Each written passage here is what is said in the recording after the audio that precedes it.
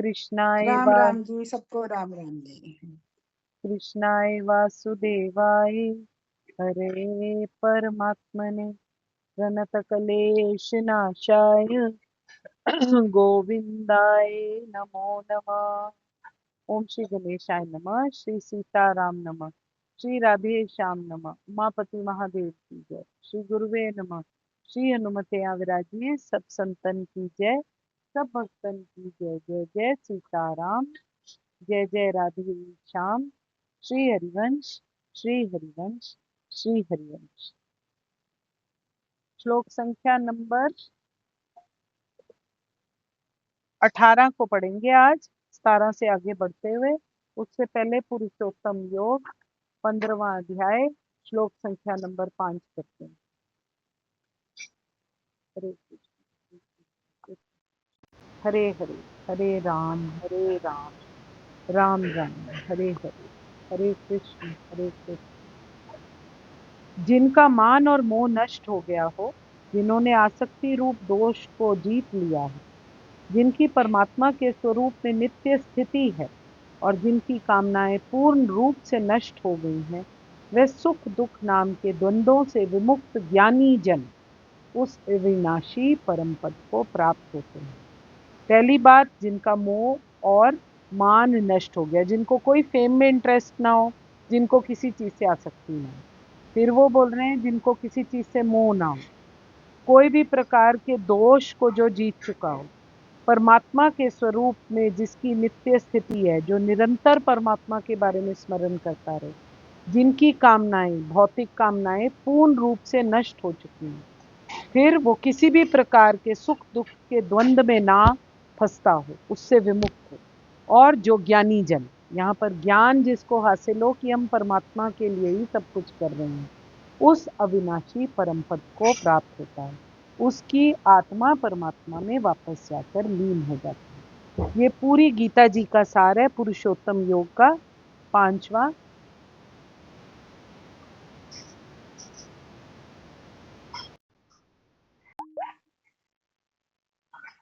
श्री हरिवंश। श्री हरिवंश। श्री हरिवंश। मुझे लगता है किसी ने मुझे तो निकाल दिया था मीटिंग से। जय जय श्री हरि, श्री हरि।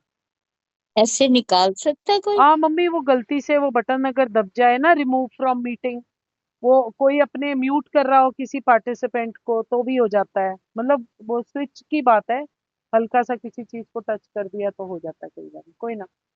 I have श्लोक no संख्या idea at all. श्लोक संख्या नंबर 17 से बढ़ती हुई आगे बढ़ती हूँ। कल हमने बात करी थी ब्रह्मा जी के योग, कल्प, मनवंतर और ये सब चीजों के बारे में, जस्ट जनरल। भगवान जी इसके बारे में केवल अर्जुन को इसीलिए बताते हैं कि जो हम लोगों के लिए इतनी इंपॉर्टेंस का एक दिन है, वो ब्रह्मा जी का कुछ भी नहीं है। ऐसे करके वो बताने की कोशिश कर रहे हैं कि मानवीय गणना के हिसाब से 1000 युग मिलकर ब्रह्मा जी का एक दिन, और 1000 युग मिलकर ब्रह्मा जी की एक रात्रि बनते हैं। 1000 चतुर्युगी के बाद ब्रह्मा जी की उम्र पूरी होती है और प्रलय का समय आता है। फिर निद्रा में सारी जने जाते हैं और फिर उसके बाद भगवान जी दोबारा से सृष्टि रचते हैं। तो इसके सामने हमारी अगर देखा जाए तो औकात क्या है, कितनी तुच्छ हमारी क्या कहते हैं वो हैसियत है ब्रह्मा जी के सामने। तो भगवान जी के सामने तो बात ही छोड़ दें। 18वां श्लोक करते हुए, जब जब ब्रह्मा जी का दिन आता है, सारे जीव प्रकट हो जाते हैं, सृष्टि की रचना पूर्ण हो जाती है और सबको कर्म बंधन को भोगने का मौका दोबारा से प्राप्त होता है। भगवान जी फिर से अपॉर्चुनिटी देते हैं कि मेरे पास वापस आ जाओ, और ये अपॉर्चुनिटी हमको कब मिल सकती है? जब ब्रह्मा जी का दिन होता है। ये बनना और बिगड़ना, दुनिया में पैदा होना और जाना, ये चलता रहता है। पर यहाँ पर केवल एक चीज है जो स्टेडी है। क्या वो दुखालय शाश्वतम जगत है? नहीं, वो हमारे परम पुरुष सच्चिदानंद घन परमात्मा, वो स्टेडी है। हर चीज में भगवान जी स्टेडी है। उन्हीं से सृष्टि शुरू होती है, वही प्रलय की रिस्पॉन्सिबिलिटी होल्ड करते हैं। ब्रह्मा जी के दिन में सारे जीव अव्यक्त अवस्था से वापस व्यक्त हो जाते हैं और उनकी रात्रि में यही सारे जीव अव्यक्त में वापस लीन हो जाते हैं। ब्रह्मा जी की सृष्टि में 4 युग हैं, ये तो हमको सबको पता है, सतयुग, त्रेता युग, द्वापर युग और कलयुग। 4 युग ब्रह्मा जी की सृष्टि में। 1000 बार, 1000 बार जब वापस आकर ये युग चले जाते हैं, एक एक युग, तो ब्रह्मा जी की आयु पूरी हो जाती है और प्रलय का समय आ जाता है। सारी सृष्टि वापस ब्रह्मा जी में लीन हो जाती है और फिर उन्हें दोबारा बनाई जाती है। श्लोक संख्या नंबर 20। अगर हमें आवागमन के चक्कर से बचना है, इस सारे जगत की पीड़ा से बचना है, तो हमको इसका पार पाना पड़ेगा। और ये हमको कैसे कर सकते हैं? हम दुनिया का, जगत का पार कैसे पा सकते हैं? पुनरपि जननम पुनरपि मरणम का पार कैसे पा सकते हैं? ये हमको भक्ति करा सकती है। भक्ति हमारे भीतर ऐसा चमत्कार करती है कि वो हमको परमात्मा की प्राप्ति करा सकती है। ज्ञान और भक्ति बिल्कुल एक साथ चलते हैं। केवल परमात्मा ही हमारी लाइफ में परमानेंट है, जिसका कभी नाश नहीं होता और जो हर चीज में हर समय व्याप्त है। जब महाप्रलय होती है और सब कुछ मूल प्रकृति में वापस लीन हो जाता है, तो प्रकृति के अधिष्ठाता परम दिव्य पुरुष परमेश्वर जीवों को अपने अंदर लीन कर लेते हैं। अपने अंदर लीन करने के बाद भी परमात्मा अपनी महिमा में स्थित रहते हैं। सुषुप्ति अवस्था में वो स्थित रहते हैं। चाहे संसार का सब कुछ लय हो जाए, तो भी ये श्रेष्ठ और विलक्षण परमात्मा ही रहते हैं और इनका कभी नाश नहीं होता। इसीलिए इनको परम पुरुष अविनाशी देवादिदेव कहा जाता है। श्लोक संख्या नंबर 21। भगवान जी का नित्य धाम परमात्मा स्वरूप ही दिव्य है, चेतन। भगवान जी का ही स्वरूप है उनका नित्य धाम, जिसे वेद और वेदांत भी अप्रकट और अविनाशी बताते हैं। हमारा परम गंतव्य है कि हमें इस परम धाम को पहुंचना। इसीलिए हम बार बार जन्म ले रहे हैं।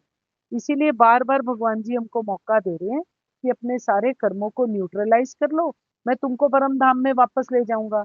अगर तुम दोबारा दोबारा कर्म चक्कर बनाते रहोगे, तो तुम दोबारा दोबारा पैदा होते रहोगे और इसी चक्कर में फंसे रहोगे। जड़ भरत जी को ये पता था, इसीलिए उन्होंने तीसरे जन्म के अंदर जानते हुए अपने कर्म को न्यूट्रलाइज करने का तरीका ढूंढा और जिसकी वजह से वो परम गंतव्य को प्राप्त हुए। इस गंतव्य को प्राप्त करने के बाद मनुष्य वापस लौट कर नहीं आता और इसी को हम परम गति के नाम से भी जानते हैं। इसको प्राप्त करने के बाद प्राणी के लिए कुछ भी पाना शेष नहीं बचता। इसीलिए वेदांत कहते हैं कि अव्यक्त अक्षर की प्राप्ति में, परमात्मा की प्राप्ति में, भगवान जी की प्राप्ति में, परम धाम की प्राप्ति में कोई भी भेद नहीं है। केवल नाम भिन्न भिन्न है, पर ये सब कुछ सेम है हमारे परम पुरुष परम। श्लोक संख्या नंबर 22। भगवान जी जो अव्यक्त परम शुद्ध है, सबसे महान सच्चिदानंद घन है, सर्वव्यापी है, सर्वश्रेष्ठ है, दिव्य है।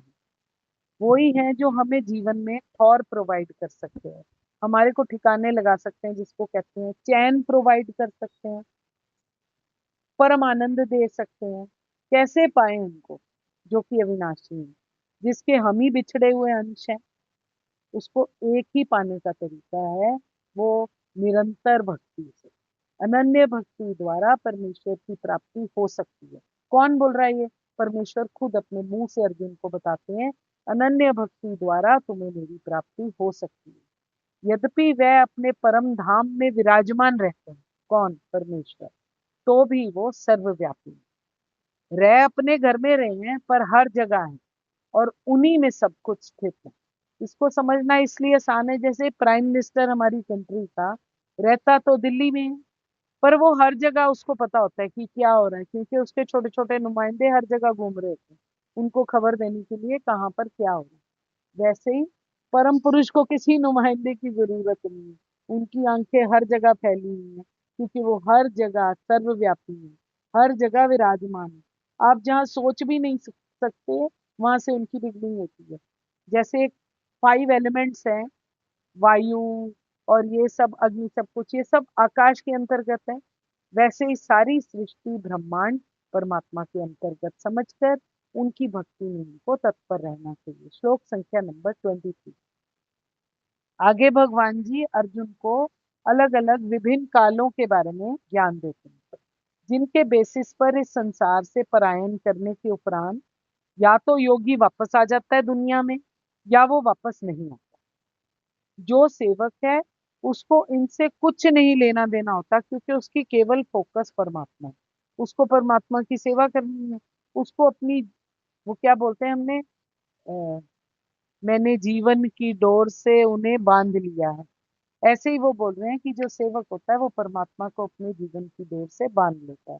आगे भगवान जी बताते हैं कि 3 रास्ते हैं जिनके बेसिस पर हमारा पुनर्जन्म या ना जन्म लिखा होता है।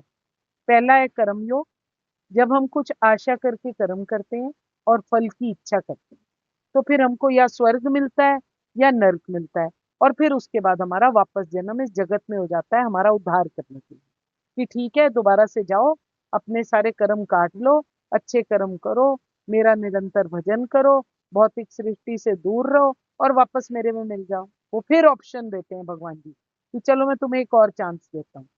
दूसरा तरीका उन्होंने बताया है उपासना या पूजा का तरीका, ये वाला मार्ग, जिसमें हम देवी देवता को खुश करने के लिए, अपीज करने के लिए एक्सचेंज में सुख मांगते हैं। हम उनकी पूजा करते हैं और उनको बोलते हैं हमारा जीवन तृप्त कर दो, हमारी फैमिली को खुश कर दो, देवता और उन सब की हम पूजा करते रहते हैं। ऐसा जो व्यक्ति है वो ब्रह्मलोक को जाता है। ये स्वर्ग और नर्क से ऊपर है, ब्रह्मलोक को जाता है।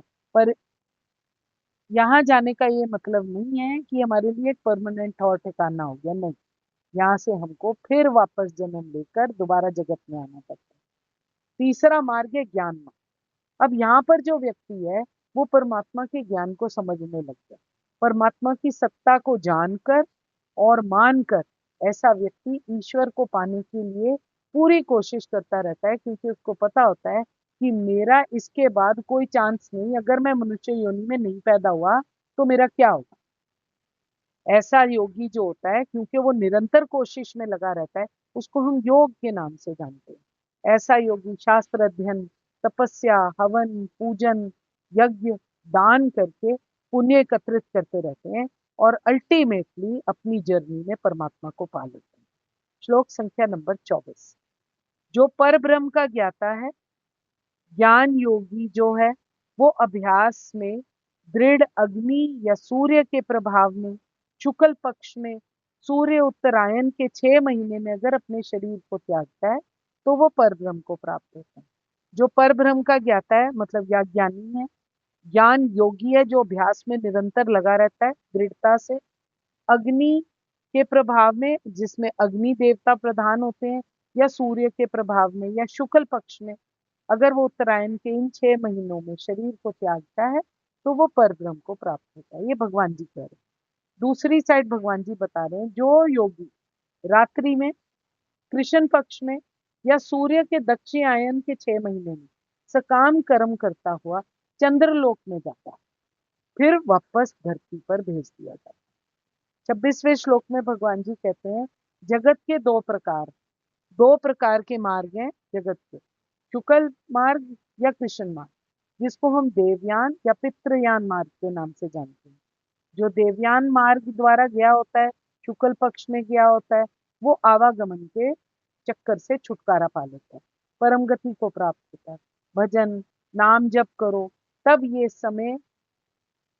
ये भजन और नाम जप करते हुए हमको अगर हम इस जगत में आए हैं कॉन्टिन्यूस करना चाहिए, बार बार जितने भी हमारे जन्म हो उसमें करना चाहिए, जब तक वो समय नहीं आता जिसमें कि हम परमात्मा के अंदर परमात्मा की शक्ति को प्राप्त होते हैं। श्लोक संख्या नंबर 27। योगी इन दोनों मार्गों को जानते हुए भी मोहित नहीं होता, वो समबुद्धि रखते हुए निरंतर परमात्मा की प्राप्ति का साधन करता रहता है, क्योंकि उसको पता है कि मुझे केवल परमात्मा की प्राप्ति करनी है। निरंतर प्राप्ति के लिए जो साधन करता रहता है वो जड़ भरत जी की तरह भगवत प्राप्ति कर लेता है। वो परमात्मा के साथ प्राप्ति के महत्व को समझता है और उसके लिए योग युक्त हुए बगैर एक सेकंड भी नहीं रहता, प्रत्येक क्षण को अपने साधन में लगाए रखता है, हर वक्त यत्न करता रहता है। किसी भी अवस्था में वो जानता है कि अगर मैं साधनहीन हुआ और मेरी मृत्यु हो गई तो मुझे वापस जगत में आना पड़ेगा। श्लोक संख्या नंबर 28। जो व्यक्ति भक्ति मार्ग को स्वीकार लेता है वह तपस्या, दान, वेद अध्ययन, दार्शनिक और सकाम कर्म करने से प्राप्त होने वाले फलों से वंचित नहीं रहता। वो भक्ति में रत रहकर इन सब फलों को पा सकता है और अंत में पर ब्रह्म परमात्मा के साथ आत्म साक्षात्कार करके उनके परम धाम को प्राप्त कर सकता है। यहीं पर हमारा 8वां अध्याय विश्राम। कृष्णाय वासुदेवाय हरे परमात्मने प्रणतकलेशनाशाय गोविंदाय नमो नमः। मैं आपके हृदय प्रेम प्रभु को नमस्कार करती हूँ। अगर मुझसे कोई भूल चूकी है तो कृपया मुझे क्षमा कीजिएगा। जय जय सीताराम, जय जय राधे श्याम। श्री हरिवंश, श्री हरिवंश, श्री हरि।